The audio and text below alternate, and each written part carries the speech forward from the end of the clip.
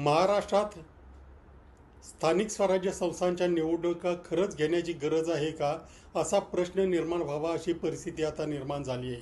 आणि याला कारण आहे ते राज्याच्या निवडणूक आयोगाचं बोटचेपं धोरण. काही दिवसांपूर्वी या आयोगाने एक परिपत्रक काढलं होतं की स्थानिक स्वराज्य संस्था, महापालिका वगैरेंचे अधिकार हे आयुक्तांकडे असतील प्रभाग रचनेचे, आणि इतर अधिकार हे जिल्हाधिकाऱ्यांकडे असतील. त्यानंतर त्या महापालिका आयुक्तांनी आणि इतरांनी तो प्रस्ताव निवडणूक आयोगाकडं सादर करणं अपेक्षित होतं, बंधनकारक होतं. परंतु आता मात्र अचानक 8-10 दिवसानंतर निवडणूक आयोगाने घुमजाव केलेला आहे. आता महापालिका आयुक्त वगैरे लोक हा प्रस्ताव राज्य शासनाकडे, नगररचना विभागाकडे देतील आणि त्यानंतर तिथं तो अंतिम होईल आणि ते मग निवडणूक आयोगाला सादर करतील. हा सगळा द्रविडी प्राणायाम कशासाठी चाललेला आहे? जर काही ठरलेलं होतं तर त्या आदेशामध्ये 8-10 दिवसात बदल करायची गरज का पडली? याचाच अर्थ कुठेतरी निवडणूक आयोग हा राज्य शासनाचा, सत्ताधारी पक्षाचा गुलाम झाला आहे असं वाटावं अशी परिस्थिती आहे.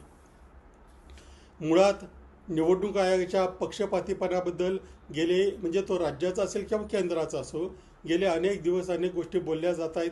EVMचा गैरवापर, मतगणना, मतदारांची नोंदणी, त्यानंतर किती काळ तो डेटा सगळा सांभाळून ठेवायचा, या सगळ्यावर आक्षेप घेतले जात असताना आणि त्याबाबतीत लोकांच्या मनात शंका निर्माण होत असताना सुद्धा पुन्हा एकदा निवडणूक आयोगाने आपण सर्वाधिकार हे राज्य शासनाकडे किंवा सत्ताधारी पक्षाकडे सोपवत आहोत अशा अर्थाचं काहीतरी परिपत्रक काढणं हे निवडणूक आयोगाच्या एकूणच स्वायत्ततेवर प्रश्नचिन्ह निर्माण करणार आहे. त्यामुळेच असा प्रश्न पडलेला आहे की असंच जर सगळं करायचं असेल, सगळं जर सत्ताधारी पक्षाला किंवा राज्य शासनाला अनुकूल असेच निर्णय घ्यायचे असतील तर मग निवडणूक तरी कशाला घ्यायची?